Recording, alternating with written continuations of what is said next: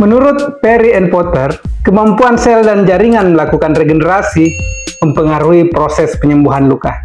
Bagaimana proses penyembuhan luka ini berlangsung? Yuk, simak video ini sampai habis.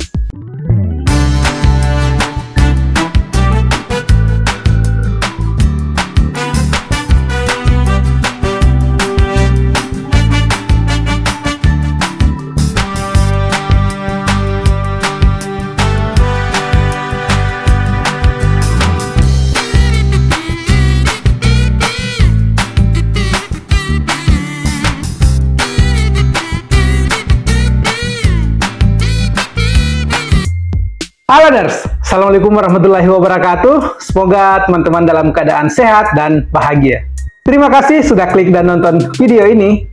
Selamat datang di channel ini. Channel yang akan memberikan informasi terkait perawatan luka dan beragam informasi kesehatan lainnya.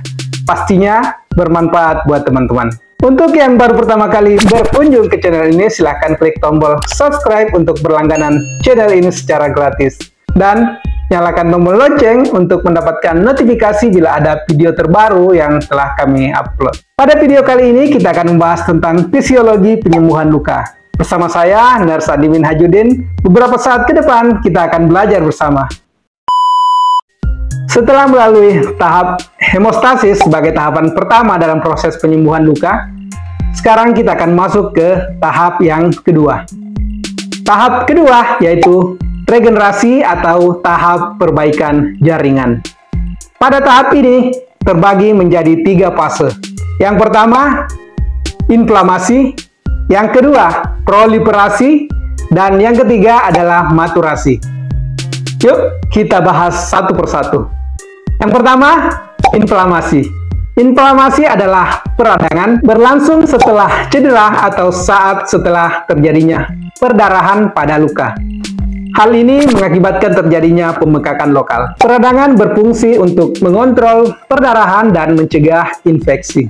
Selama fase ini, benda asing yang terdapat pada luka akan dikeluarkan, baik itu sel yang sudah mati, patogen, maupun bakteri. Sel darah putih berperan penting dalam fase ini, menyebabkan pembengkakan, nyeri, panas, dan kemerahan. Inflamasi adalah bagian alamiah dari proses penyembuhan luka. Yang perlu diwaspadai bila inflamasi ini berlangsung lebih lama dari yang seharusnya. Normalnya inflamasi berlangsung antara 0 sampai 3 hari. Ada referensi lain yang mengatakan antara 0 sampai 4 hari. Yang kedua, fase proliferasi. Proliferasi adalah fase penyembuhan luka di mana terbentuk jaringan baru yang terdiri dari kolagen dan matriks seluler. Saat jaringan baru terbentuk, luka mengalami kontraksi. Pada fase ini, pembuluh darah baru juga mulai terbentuk, sehingga jaringan granulasi dapat menerima oksigen dan nutrisi yang cukup. Normalnya, jaringan granulasi yang menerima cukup oksigen dan nutrisi, warnanya akan berwarna merah cerah, tekstur tidak rata, dan tidak mudah berdarah. Sebaliknya, warna jaringan granulasi yang gelap memberikan tanda bahwa terjadi sesuatu yang tidak normal. Misalnya, ada infeksi, iskemia, dan perfusi yang buruk. Proses akhir dari fase proliferasi adalah terbentuknya jaringan epitel. Epitelisasi akan terbentuk dengan mudah bila kondisi luka dalam keadaan lembab.